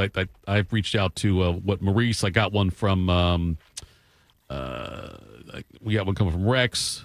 So anyway, we'll play those throughout the week. Get us pumped up for it. So Ohio State did beat Rutgers this weekend. And Bob, there are all kinds of questions about why Carnell Tate didn't play. Because he's hurt? That's what I mean. Like that is the It's amazing. Someone told me that his agent was holding him out to preserve his draft That's stock. what people, yes. And he's like, I heard that. I'm like, that's interesting. I was like, I would love to hear where you heard it from. Right. Well, you heard from somebody. Of course. Somewhere. Word on the street. My father-in-law is the worst perpetrator of false information ever. Fake news. He's like, I heard, I'm like, and my wife will be like, where'd you hear that, Dad? Well, people are saying. I'm like, I mean, is that real? Like, because you heard somebody say that at the Knights of Columbus and that became the gospel? Or like, you overheard someone talk about it on the radio, so then it became the truth? I mean, I was like, I love you, Ralph. You're the best. Like, this is interesting. But someone messaged us, like, you must have better sources than me. I don't know. I mean, I did talk to Carnell and give him a hug after the game. Like, yeah. Like, I don't think I'm not gonna ever tell anybody what I'm not gonna ever say. Like, there's certain conversations that you always keep private. But there's certain things there that you see. There's a sign, in the team room. Well, there was a sign in New England that say what you see in here and say in here stays in here. And I think that there is truth to that. And so I try to give people a little window into things and talk. But and I'm not sitting here saying that I know everything about everything by any stretch. But Carnell's journey here at Ohio State's been very interesting. He's obviously a very talented guy, Chicago kid. I know he's got a great relationship with Hart and all the other guys in the room. And he lost his mother, I think 2 years ago. Yeah, that's the big game against Northwestern, right? I think 2 years ago she was murdered up in Chicago. And, it was very devastating as it would be for anybody. But I think Ohio State from that point on, those guys are his family. So I don't subscribe to the theory that he is sitting out to preserve, anything about his draft stock or this or that. He's played well enough to be a first rounder. Now he's not going to play. I don't think that's the case at all in this situation. At least from the people that I've talked to and the people that I understand that are close to it. I'm hoping he plays this week. I think he's actively trying to get back. And I know that this means a lot to him as well on a personal level. Totally off subject. Not totally. Kind of off subject here, Bob. I'll play Ryan Day sound, I promise. But is it, for you, is it a fine line you walk? Because like you said, the locker room sign in New England, what's said in here stays in here, right? Yeah. Okay. And I know that you are, you have a lot more exposure, I think, than anybody else here at the station has to the Ohio State program. Is that fair to say, you think, as far as the knowing, but just because relationships you have with people there and your history there, I would think that you have, I don't know if access is the right word. Played with a couple of, Okay. Access is probably a good way to put it. But do you ever have to balance that? Because things that someone might say to you. You think I tell you everything that I see? I don't think you do. No, yeah, I don't think you do. Don't. And I don't blame you for that, Bob. But I'm saying, is that a difficult line to walk for you sometimes? Yeah, I think that there is a challenge with it of doing this and then obviously being around and seeing a lot of things, hearing a lot of things, having conversations, and having people's trust of understanding when, they talk to you about things, understanding without implicitly asking. And there's times where I will ask about, is this something that you want to be public or not? And, understanding that if I can't read into it, and there's things that and you see, and especially the injury stuff of, what guys are doing. If Ryan wanted it out there, he would say it himself. So, or Carnell would come out and say, it's not my place to tell their story. I can tell what I suspect and what I think and allude to things, which is what I try to do. But I don't think that there's a challenge with it. But hell, I've been doing this now for 10, 11, 12, 12 years, 13 years.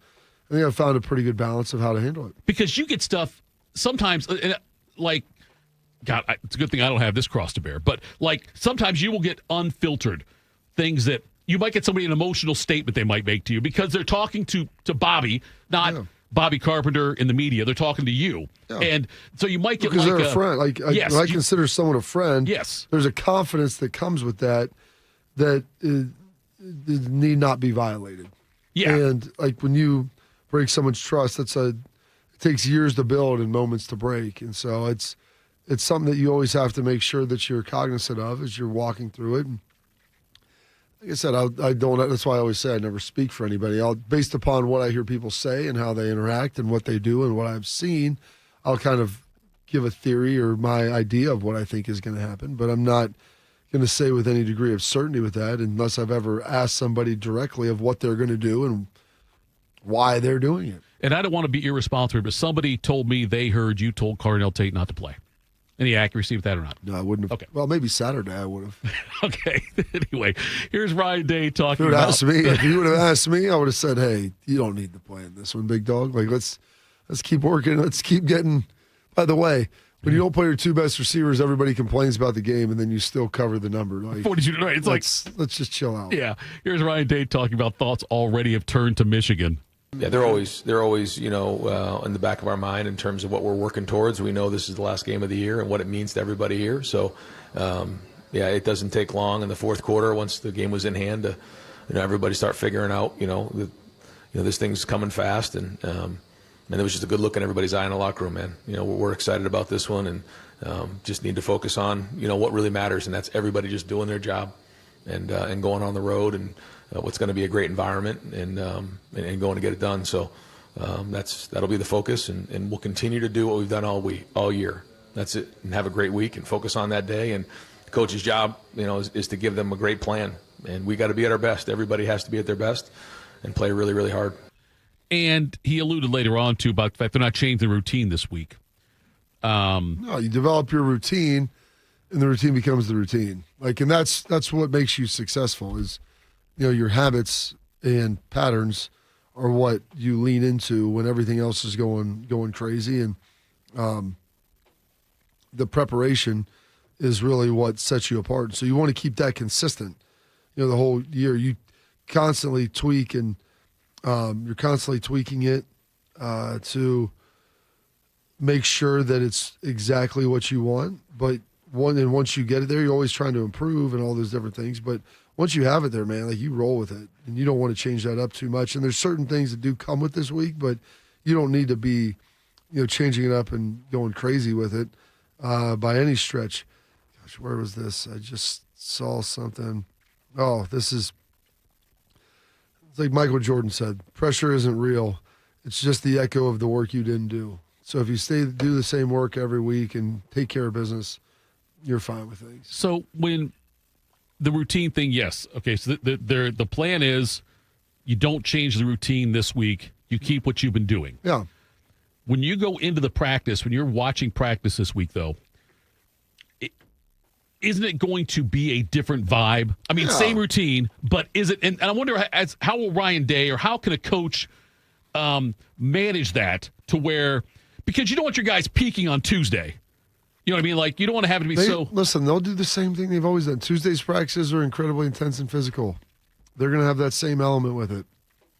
And then they're going to do the same thing they do on Wednesday. And maybe there's a little, the intensity is ramped up a little bit. Okay. But you don't want to just abort everything that you've done that's gotten you to this point. There's a reason why you've had that level of success. And that was the case with Tress, too. Like, everybody thinks that Michigan Week was some sort of different deal. Like, okay, maybe you try to watch an extra 15 minutes of film a day. It's going to give you an extra hour, basically, as you go into the week. And Sunday. Is that going to be the difference? Maybe. But it's not like you're going to say, well, I haven't been watching film, now I'm going to watch film. Or, I did this, now I'm going to do that. Like, no, you with what you've done to prepare you to get to this point, you just do the same thing, and maybe you try to do it with a greater degree of focus and intensity. But, I mean, that's basically it. So I've never asked you this, Bob. I don't know the answer to this question. How does it, what happens, does anything change? I know you said routine. Yes, I get all that. But, like, it's Thanksgiving week. Does that alter what they do at all because of the fact, I know that family's big. I know Ryan Day preaches family, and I get all that. But, I mean, is there something they do differently on Thursday? Like, will they do something differently into Thursday? Number one, you don't have school. So if they don't have school, they practice earlier. Okay. Remember, they don't have class. Like, that's the reality of whether it was Veterans Day or any other Labor Day or whatever it may have been. So you don't have school, they're able to practice earlier because nobody has anything. Right. So, like, what do we get? Sit around all day and wait? Like, we have to normally wait because of class. Right. So let's get in here, get it figured out. And, like, so I think they usually get guys out of there a little earlier. They've moved senior tackle, which there was a lot of people that were furious about that. And I'm like, why? Right. They're like, well, it's always been Michigan week. I'm like, yeah, because Michigan was the last game. It was, yes. It's not the last game anymore. Oh, and by the way, your last game, as to my last game, was before Thanksgiving. Right. So that last Thursday, you could sit out there. And I still remember talking to my dad last night about it. We went to the stadium, and we sat out there with Tress, and you're going through senior day. I mean, you're all sweaty, worked up, and then you go out and we sat. I mean, I was freezing by the end because you're sweaty, and then you've been sitting there for an hour on a cold bench, and everybody's going through their whole process. And you have 17, 18 seniors, and you spend a couple minutes with each one. Next thing you know, you're an hour in. Yeah. And that was all part of it. So it was a big deal, but it was a different time. They changed the calendar. So now, like, I talked to Ryan and some of the guys about it when they were going to do it. I'm like, do it after. Like, Michigan's not the last game. You're hopefully playing in the Big Ten Championship, and then you have the playoffs. So when you have time, now they do it. Parents come in, former players come back, and they watch and do it sometime before the games start ratcheting up in the playoff. I'm like, that's fine, because there's still more time left with that. They moved the band, Script Ohio dotting and going through all that. They moved that back a couple weeks ago, right, and have that done already. And like, I don't know why that's essential to be done on Michigan week. It's not really. So do it sometime, honor the band, and make sure there's that connection there the way there always was.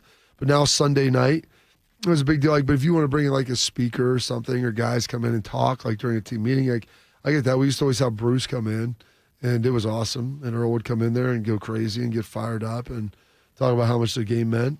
And you'd laugh and like have fun and like realize that he's loves Ohio State more than anything in the world.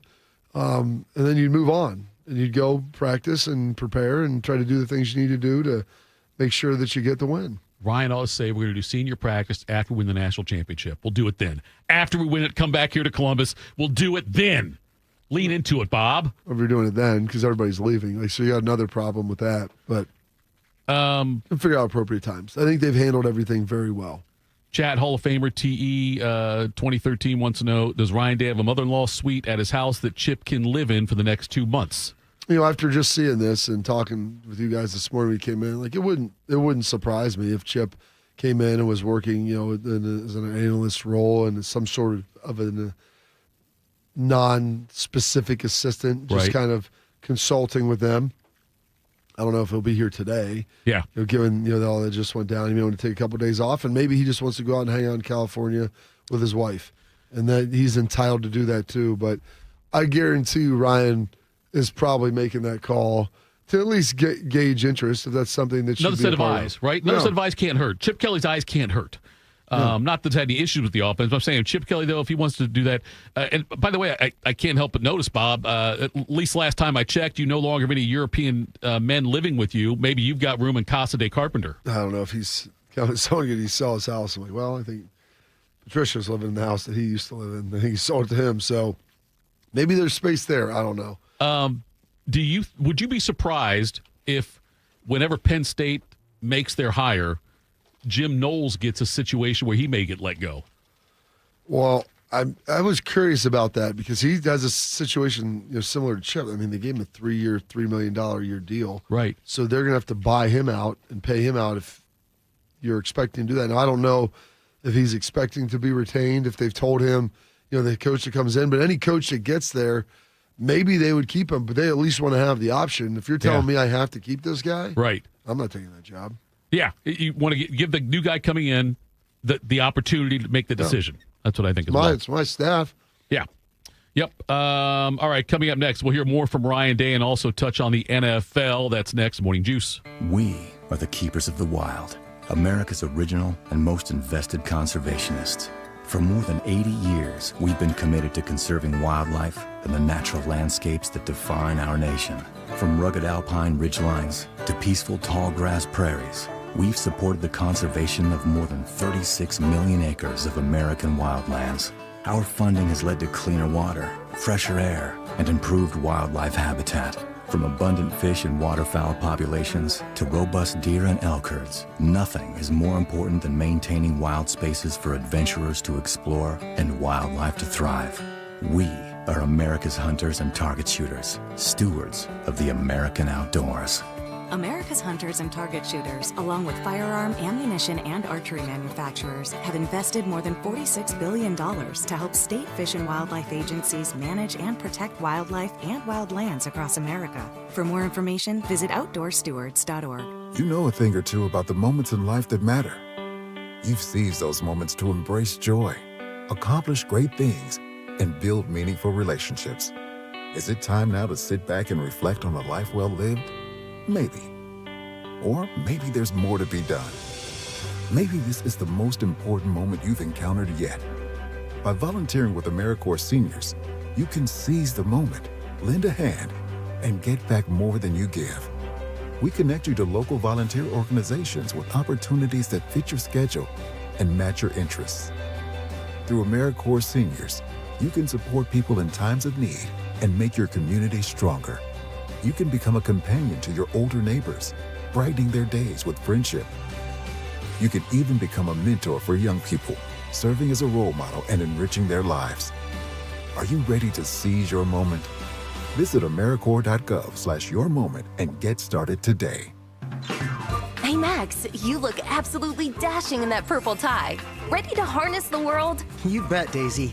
I'm ready as I'll ever be. And might I say, your purple tie really pops with your vest. Thanks. I almost went with a cape, but didn't want to come across as pretentious.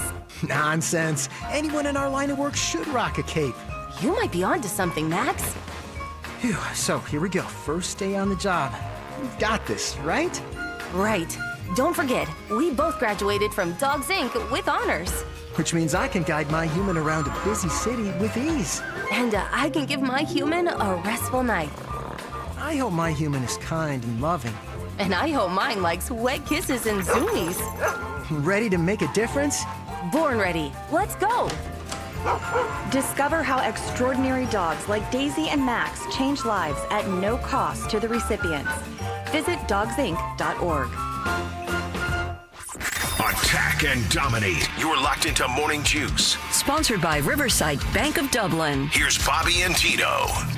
Oh, Tyler's in the house.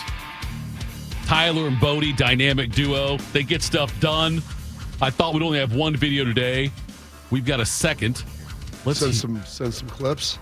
Got some clips. This is perfect for me, right? Clips. That's what I do, Bob. I consume clips. And now we've got a clip from DeVere Posey. The greatest rivalry in sports, man. I was just so lucky to be a part of this rivalry, man. Growing up, man, I didn't even get to learn about this game. I was born into it before, I even knew that I wanted to play football. I knew that my uncle played football at Michigan, and I knew that my family always, every Thanksgiving, would talk about this game and who was going to win.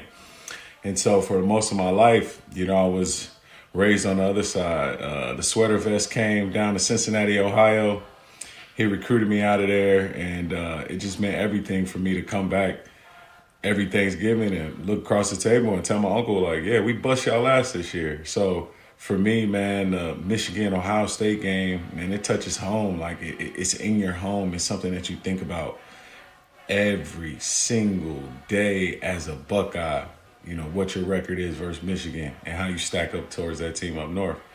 Going up there, it is not for the faint-hearted. Going into that place, you got to have a different mentality. I just will always talk to my teammates about, listen, we're swinging first. If you look across and you see that guy in his eye at 7 a.m. when I'm warming up on that field, I'm ready to fight.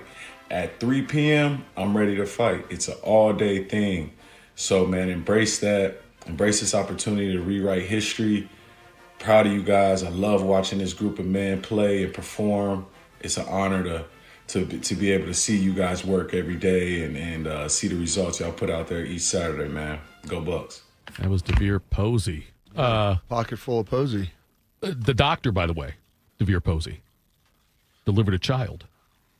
Really? You didn't know that story? His own or someone else's? His own. He was up playing in the CFL.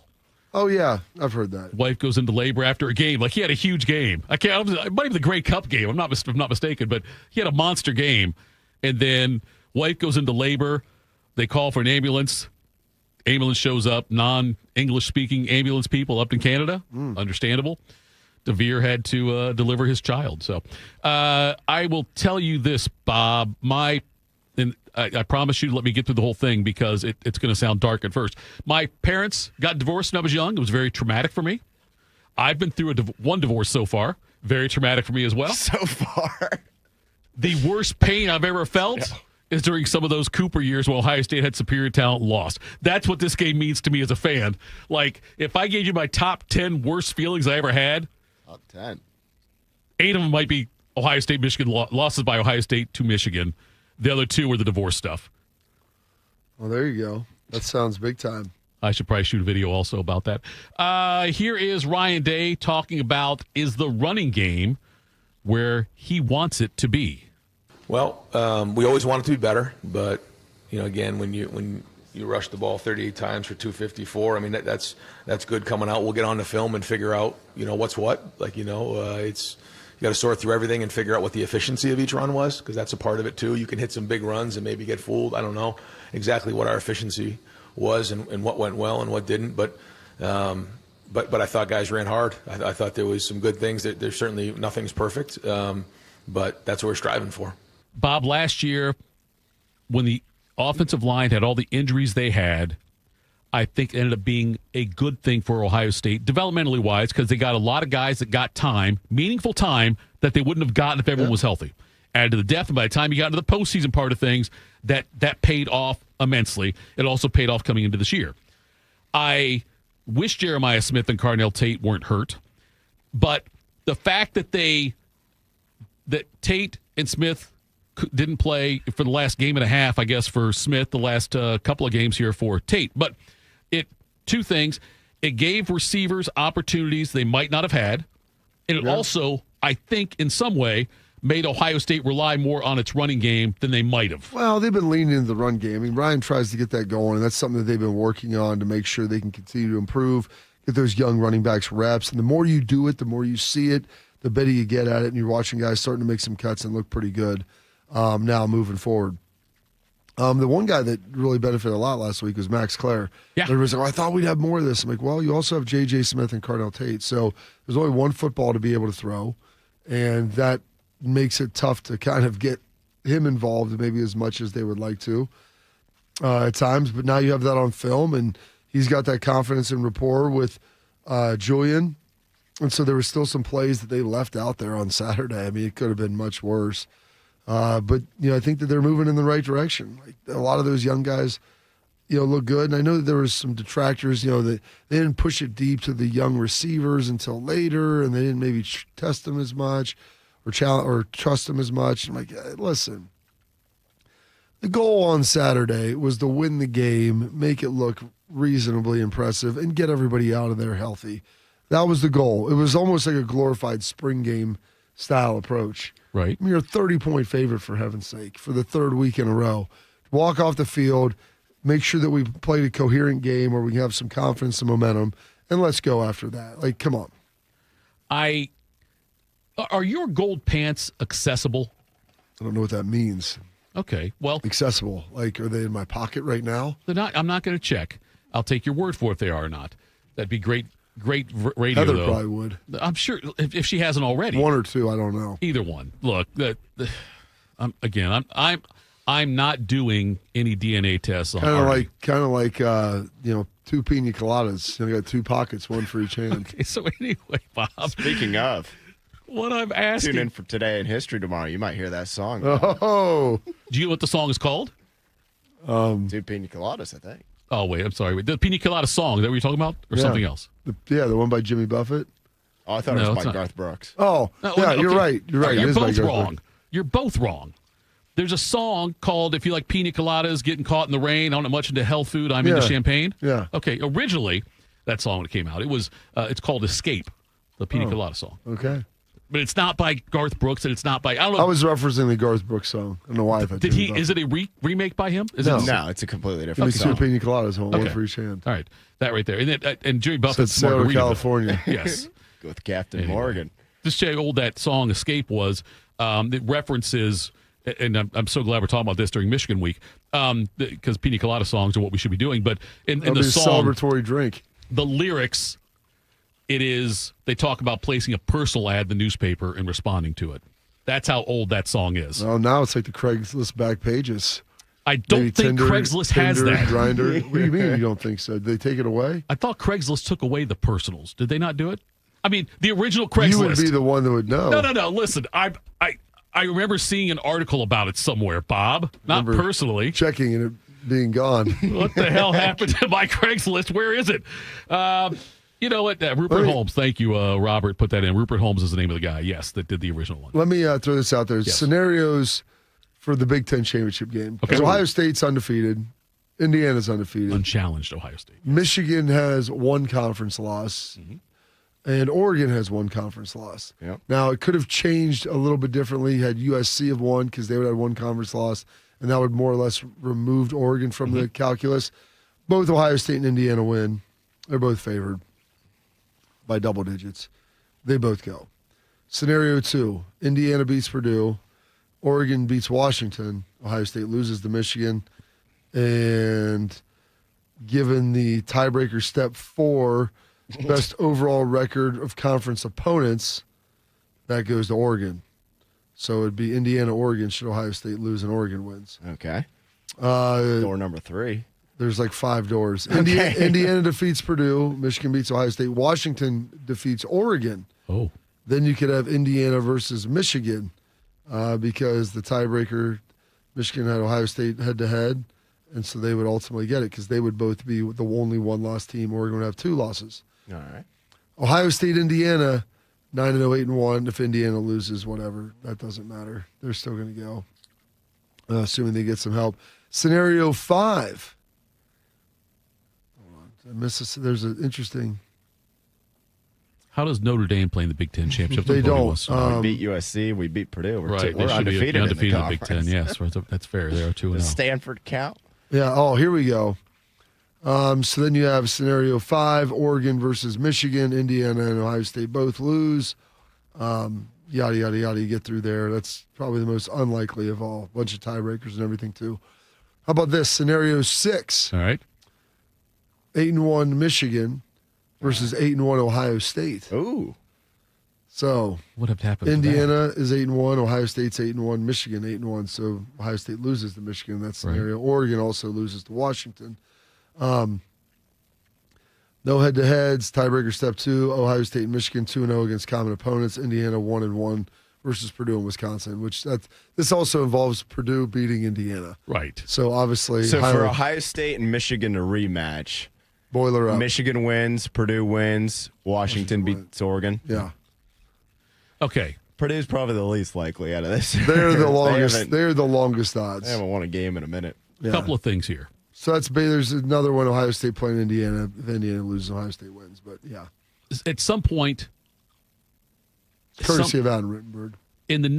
At some point in the next few years, if nothing changes as far as conference realignment again, or the football separating itself, whatever, if the things stay the way they are, I fear. Why would you ever think that's? Why would you ever make that as the part of the assumptions? If things stay the way they are, I wonder if we'll get to a point where a coin flip does decide who plays it. Sure. You know what I mean? Like, I wonder if we get to like scenario 14, which it seemed like could happen in the ACC, but at some point, maybe this year when they were talking about it, that it comes down to a coin flip. That would be insane.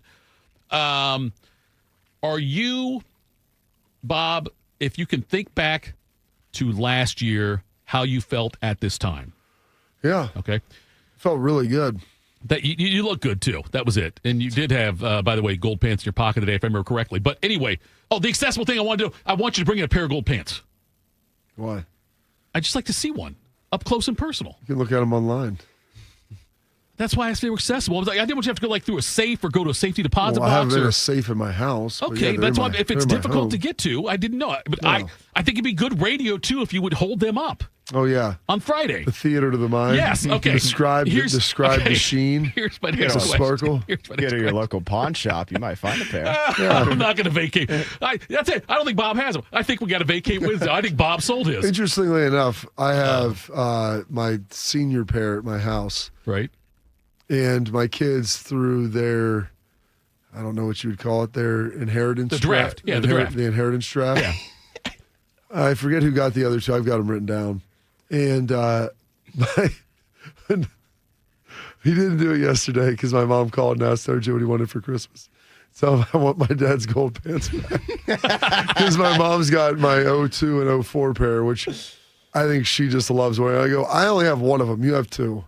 And like, by the way, you're not wearing them to games anymore. And I understand that I gave them to you, like more or less let them borrow them because I didn't wear them. I've actually never. You know what? I think I did wear them to the game last year. Okay. I put them on a necklace that I already had. I need to probably get like a gold rope that actually goes with them. But I wore them with a necklace I already have, hoping to will that into the. And you jinxed it. I don't know if I jinxed it by doing that. Because I'd never worn them before, and we'd lost some games then. But so here's my question: when I was a kid, I thought they were actual pants. Yeah, I was pretty mind blown when I hit. I don't know. I was double digit age. I'd say at least when I found out. Oh, son of a guy, it's about the size of your actual, fingernail. Actual pants. But okay, Bob. But do you feel like you were more confident going into the game last year than you are this year for Ohio State's chances? Equal confidence. Equal. Because last year was at home, and Michigan was they were not nearly as good. However, inside they were really good. Being at home obviously helps psychologically. Sure. As much as anything. But they're not as, I think they're a better overall team, but they're not as good Like, they were really good inside last year, and we struggled mightily to be able to block some of the guys inside. So that was part of the issue. I don't think that is quite as a glaring issue this year as it was last. I love that you've got the best defensive coordinator, the best defense in the country going against a freshman quarterback. There were some things last year that I wish we would have done that we do this year, and that will help in this game. Do you think the mental hurdle isn't there, even though they didn't beat Michigan because they won the national championship? I think there's almost a bit of like, hey, we need to win this game. This is really important because we want to win this game, go win the Big Ten championship next weekend. But if we don't, that sun's going to rise Sunday morning, and we're going to be still. I think so. Yeah. It sounded like Ryan, when Jenny Taff asked him about it after the game, he's like, it's a big week. Well, what are they saying? They're excited about the game. They're excited about the week, the preparation. And he kind of laughed about it. And I do think that winning the national championship last year was a little bit of that was a freeing moment for those guys. I shudder to even say this sentence. Shudder. I do. I'm shuddering over here, Bob. I don't know if you know. On the inside, I'm shuddering. Check my pockets. But if Ohio State would happen to lose this game, do you still think there would be a large segment of idiots that would say fire Ryan Day? Large is, I don't know how to define large. I can tell you one way to describe large. I'm not going to do it on the air, though. Yeah. I mean, it's some people, and look, some people here at the station did it also. Oh, yeah, there are plenty of people. I not that I want to see that, but I would almost be curious to see people's reaction that are overly emotional. And listen, I'm not saying that it doesn't matter. And if I want to listen to people that sit there and tell me how much it matters to them, I'm like, okay. I mean, I'm not saying I played with a lot of guys who played in the game. I played in the game. It matters to me. But I'm not going to sit here and tell you to get rid of somebody who I know is a really great coach because of that. That's not how you win as a program. So, yes, while that would suck and I would be upset about it, I'm not going to act like a petulant child or my 15-year-old freshman daughter, when something bad happens. Bob, I remember we should have this rule at the station. This should be a rule, and we've got our big meeting coming up. Here's a rule. When's that big meeting? It's coming at 8:02. If Ohio State loses, okay, put it through. When I used to coach baseball, there was always a rule. I was assistant coach. I was a scorekeeper. Nonetheless, I kept stats. But there was a rule that if you were upset as a parent about something that went on in the game, you have to wait at least 24 hours to reach out to the coach.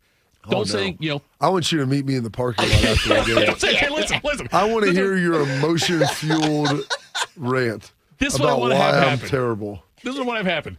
If that happened on Saturday, if Ohio State somehow lost to Michigan, give them microphones. Right. Nobody here at the fan can talk about it for 24 hours. Some people can. I want to hear people's unfettered reaction. No, because then you get a window. Then you get a window into their soul and into their mind. I know. That's just my thoughts. I don't know. Because I fear that. And I don't fear a loss. I think Ohio State's going to win the game. I feel great about it. But like you, if there was a loss, the next thing I would do is want to hear. Take to the streets. Yes, I want to hear from Joe Q Public. Pitchfork. Yes. Right. And then what goes on, what the people around, storm the Woody sports like the talk Capitol radio building. say. Yes, I like that. Get some kerosene out, start burning couches. It's like Are they celebrating? No. It's like that scene in Hoosiers when Jimmy was deciding whether to play or not, and they were going to fire Coach Norman Dale. And that one dude stands up there, and after Jimmy says, I want to play this year, and the guy says, see you soon, we're going to give to this coach. Jimmy's going to play. And Jimmy said, no, I play, coach stays. He goes, I go. And I feel like the people are like, oh, yeah, Ohio State should have fired him. I told you guys last year they should have fired Ryan Day. He can't beat Michigan. Well, the thing is, if you put another coach with these players in this town, I go, if he leaves, so do all the guys. And I'm like, you do realize that, correct? Yeah. You love Jeremiah Smith. You think he's going to stay? Right. With a whole new staff, someone else? Hey, get out of here. You think Hartline will stay? Hartline may be more apt to take another job then. Well, he could just be the head coach. There you go. All right, internal promotion. Coming up next, we'll tell you what's got us juice, morning juice. Hey, you know that chronic pain in your knees, hip, back, shoulders, whatever joint it might be, it can make life feel impossible. But at QC Kinetics, there's a breakthrough treatment that's giving patients relief, some cases even within 1 day. It's called stem wave therapy. This device has been used for over 20 years in Europe, and it's made its way to the United States. And there's a groundswell of demand for the treatments because the patients are getting real relief from acute pain, and they're spreading the word. Here is the most interesting detail. The device is both a diagnostic and therapeutic, helping Dr. Ray Tesner and the medical team at QC Kinetics find the problem and then trigger your body's own natural healing response.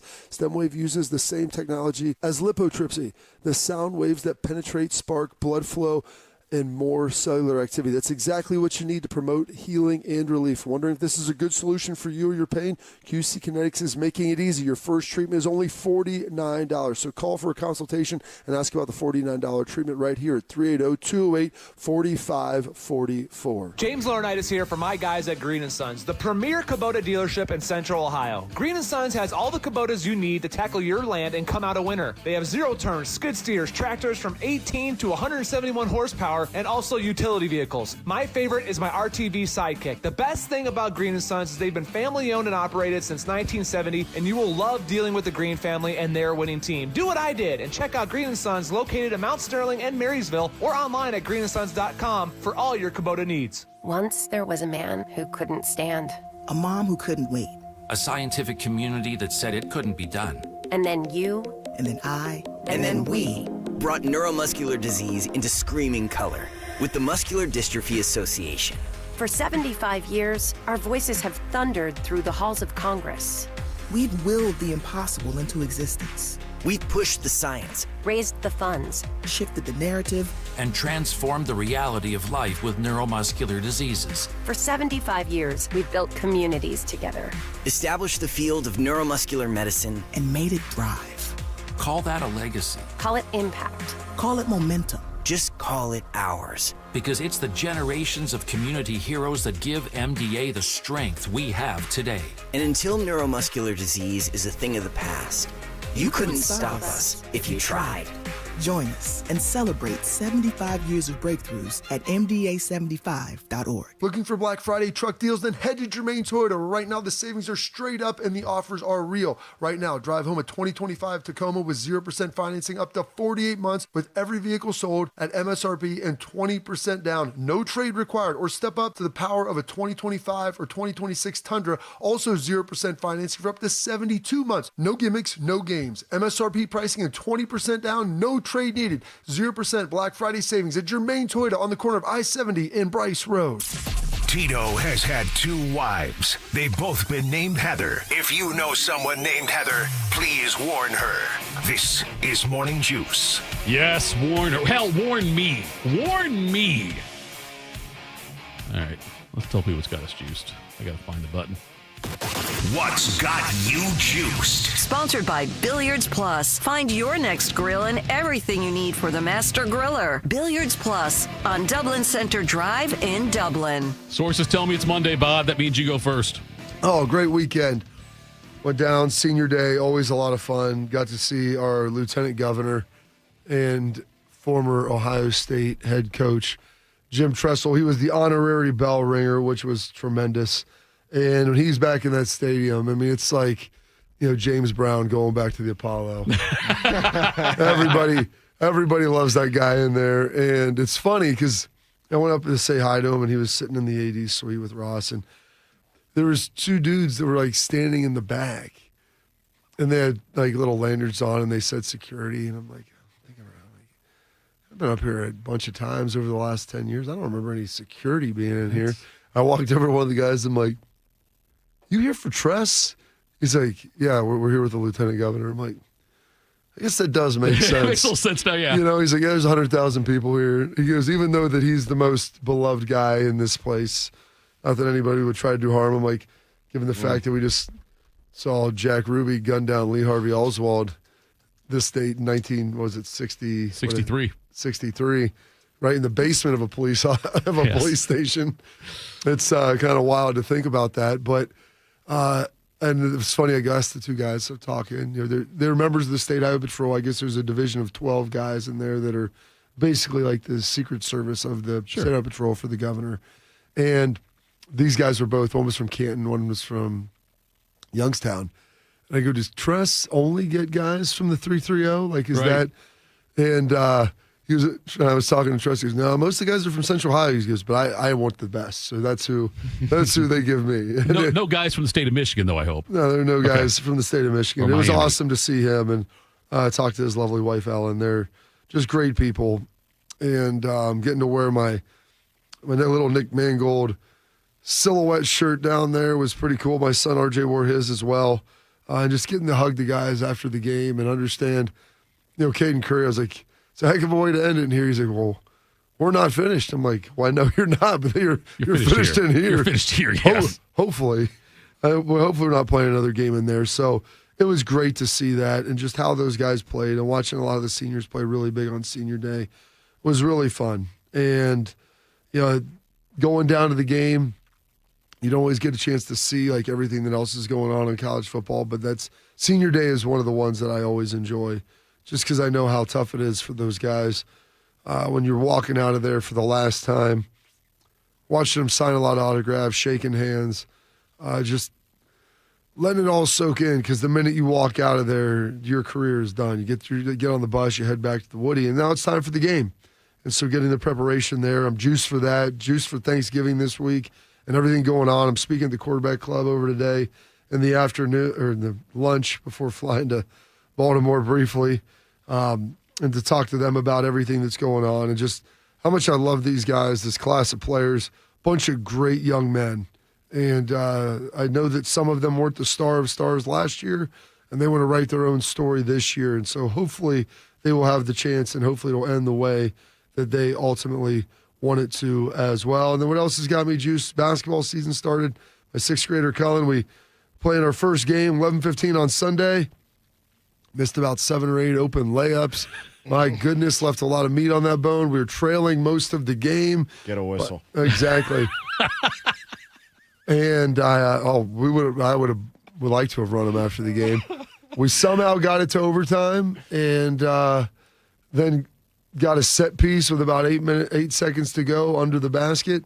And one of our dudes, one of the other coaches, his son hit about a 25-foot jumper to win the game there as time was expiring. So it was awesome to see that. Great way to kind of finish with a win.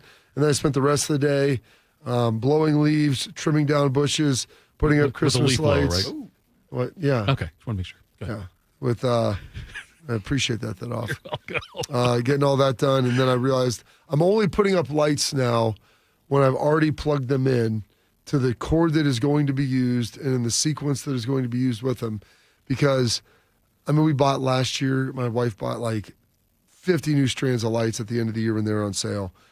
Because I put them away and they work, Bodie, and then I get them back out and they don't. It's the damnedest thing. They're in a climate-controlled plastic box in the basement. How do they go bad sitting there? No one knows. The Christmas light, what would you call that? It's not a fairy. I was just going to say, they have cornered the market on Christmas lights. I think every they dissolve. Year. They get literally 10 months of use, and then they just dissolve. Which is fantastic because you only use them for 1 month out of the year. Yeah, hey, but I checked them all, and some of them. We checked every light, didn't we, Well, Dad? but some of them were good.